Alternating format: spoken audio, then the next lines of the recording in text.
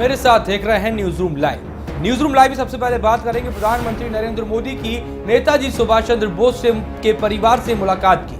आपको बता दें कि नेताजी सुभाष चंद्र बोस के परिवार से प्रधानमंत्री नरेंद्र मोदी ने मुलाकात की।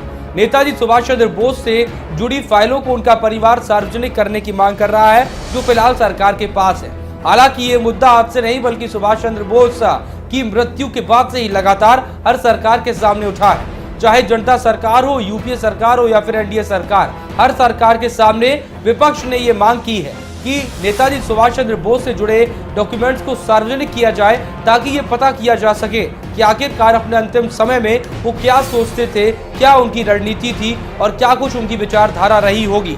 ये तमाम डॉक्यूमेंट सार्वजनिक किए जाने की मांग को लेकर नेताजी सुभाष चंद्र बोस का परिवार प्रधानमंत्री नरेंद्र मोदी से मिला और उनसे मांग की कि इन डॉक्यूमेंट्स को सार्वजनिक किया जाए। आपको बता दें कि अभी कुछ दिनों पहले एक मुद्दा उठा जिसमें से नेताजी सुभाष चंद्र बोस के परिवार की जासूसी कराने की बात सामने आई और साथ ही साथ नेहरू सरकार में नेताजी सुभाष चंद्र बोस की खुद की जासूसी की बात यहाँ पर सामने आई है कि नेहरू सरकार ने उनकी जासूसी कराई थी। इस पूरे मुद्दे के बाद लगातार हर सरकार के सामने मुश्किल ये खड़ी है कि आखिरकार इस मामले से कैसे निपटा जाए।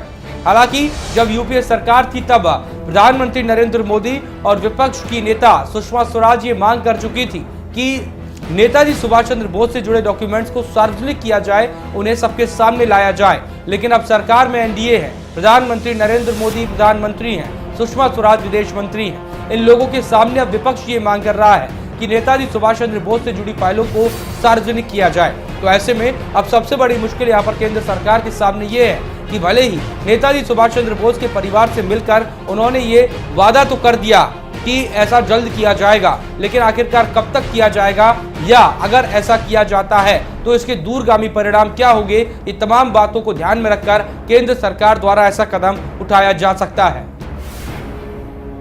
वहीं प्रधानमंत्री नरेंद्र मोदी जर्मनी में बोले और उन्होंने कहा कि धर्मनिरपेक्षता की राह में संस्कृत नहीं आ सकती है। जी हाँ, प्रधानमंत्री नरेंद्र मोदी ने कहा कि भारत को धर्मनिरपेक्षता की राह पर आगे बढ़ना है और वो बढ़ते रहेंगे, लेकिन अगर ये कहा जाए कि कोई भी संस्कृति इसमें बाधा बन सकती है तो ऐसा नहीं है। उन्होंने कहा कि भारत देश में भले ही कई भाषा बोली जाती हैं, कई धर्म के लोग रहते हैं, कई जाति समूह के लोग रहते हैं, लेकिन ऐसा भारत की धर्मनिरपेक्षता में खतरा नहीं बन सकता है। उन्होंने कहा कि संपूर्ण भारत एक है, अनेकता में एकता की बात यहाँ पर की जाती है, सामाजिक सरोकारों की बातें की जाती हैं। तो ऐसे में इन तमाम मुद्दों पर प्रधानमंत्री नरेंद्र मोदी ने बोलते हुए कहा कि ऐसा बिल्कुल भी संभव नहीं है कि कोई संस्कृति या संस्कृति इस धर्मनिरपेक्षता में राह की रोड़ा बन सके। ये तमाम बातें प्रधानमंत्री नरेंद्र मोदी ने तब कही जब लगातार भारत को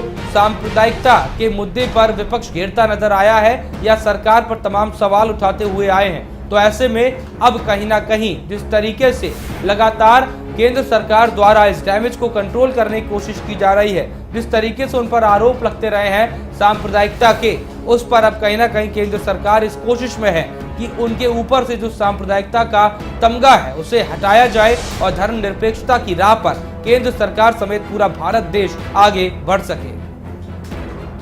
और अब बात करते हैं ज़कीउर रहमान लखवी की। जी हां, अगर 2 महीने में इस पूरे मामले की सुनवाई नहीं होती है तो ज़कीउर रहमान लखवी की जमानत रद्द हो जाएगी। जी हां, लगातार ज़कीउर रहमान लखवी की रिहाई के बाद, उनकी जमानत के बाद जिस तरीके से अब केंद्र सरकार द्वारा पाकिस्तान पर लगातार दबाव बनाया जा रहा है, कहा जा रहा है कि ये रिहाई नहीं होनी चाहिए थी, तो कहीं ना कहीं पाकिस्तान सरकार लखवी को लेकर अब रुख सख्त कर रही है। और जो बात निकल कर आई है वो ये है कि अगर 2 महीने के भीतर ये सुनवाई पूरी नहीं होती है तो लखवी की जमानत को रद्द किया जाएगा और उसे वापस जेल में भी डाल दिया जाएगा। ज़कीउर रहमान लखवी मुंबई हमले का मास्टरमाइंड बताया जाता है और कहा जाता है कि जो आतंकी ताज होटल में या और तमाम जगहों पर छिपे थे, इन्हें लखवी ही गाइडेंस दे रहा था। लखवी द्वारा लगातार इन्हें बताया जा रहा था कि हमला किस तरीके का किया जाए या इन आतंकियों को ट्रेनिंग देने में लखवी का हाथ भी कहा जा रहा है। अमेरिकी मोस्ट वांटेड लिस्ट में पहले से ही ज़कीउर रहमान लखवी का नाम है।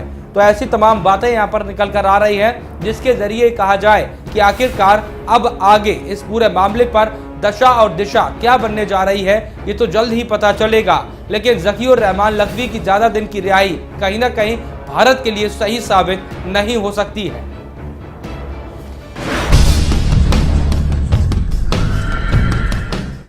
और न्यूज रूम लाइव में वक्त छोटे से ब्रेक का, ब्रेक के बाद हम वापस आएंगे तो रुक करेंगे कुछ और खबरों का।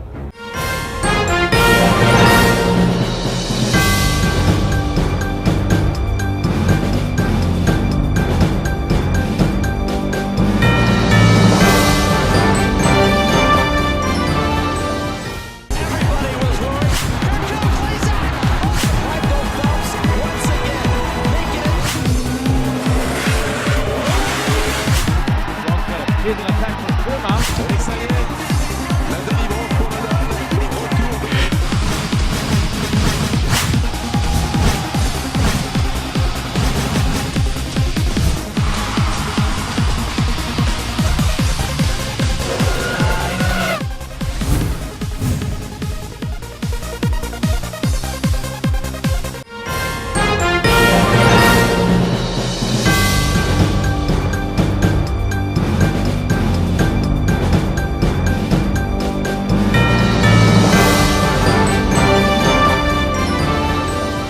न्यूज रूम लाइव में ब्रेक के बाद आपका स्वागत है। हम अगली खबर का रुख करते हैं। सुप्रीम कोर्ट द्वारा एक महत्वपूर्ण फैसला दिया गया है कि अगर कोई कपल लिव इन रिलेशनशिप में रह रहे हैं तो उनको पति पत्नी का दर्जा मिलेगा, और अगर वो लड़का उस लड़की को छोड़ रहा है तो उस लड़की को पत्नी का अधिकार मिलेगा और लड़के की संपत्ति में भी उसका अधिकार रहेगा। जी हाँ, आपको बता दें कि यदि एक मर्द और औरत लंबे समय से साथ रह रहे हैं तो समाज उसे भले ही जो उपमा देता रहे, लेकिन अगर दोनों के साथ रहने का फैसला शादी के मद्देनजर है तो ऐसे में दोनों विवाहित माने जाएंगे।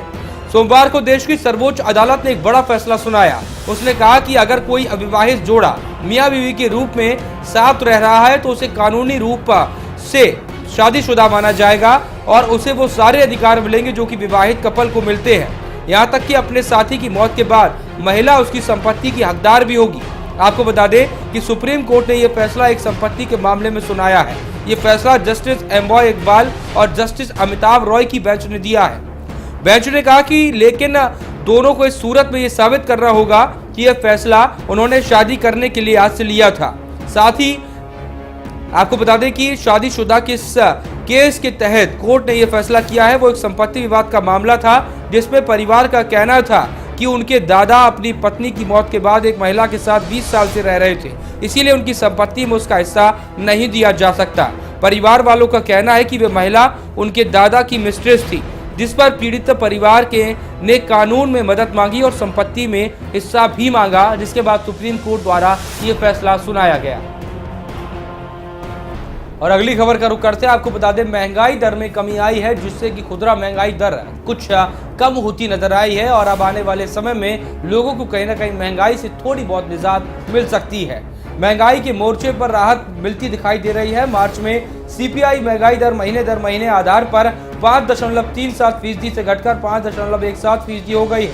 मार्च में खाने पीने की चीजों की महंगाई दर महीने आधार पर 6.79% से घटकर 6.14% हो गई है। मार्च में ग्रामीण इलाकों की महंगाई दर फरवरी के 5.79% से घटकर 5.58% हो गई है और मार्च में शहरी इलाकों की महंगाई दर 4.75% हो गई है, जबकि फरवरी में शहरी इलाकों की महंगाई दर 4.95% रही।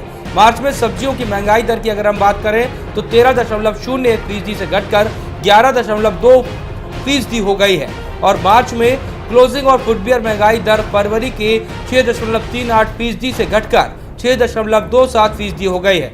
मार्च में ईंधन और बिजली की महंगाई दर 5.07% हो गई है, जबकि फरवरी में ईंधन और बिजली की सफाई दर 4.72% रह गई थी। और अब अगली खबर का रुख करते हैं। आपको बता दें बिहार की राजनीति में बीजेपी ने अपना बिगुल फींकना शुरू कर दिया है और उसमें एनडीए यानी कि लोक जनशक्ति पार्टी भी बीजेपी के साथ खड़ी नजर आ रही है और बिहार में जो एनडीए का चेहरा होगा वो सुशील मोदी हो सकते हैं। जी हां, सुशील मोदी बिहार में जब जेडीयू और बीजेपी का गठबंधन था तो उस समय उप मुख्यमंत्री हुआ करते थे।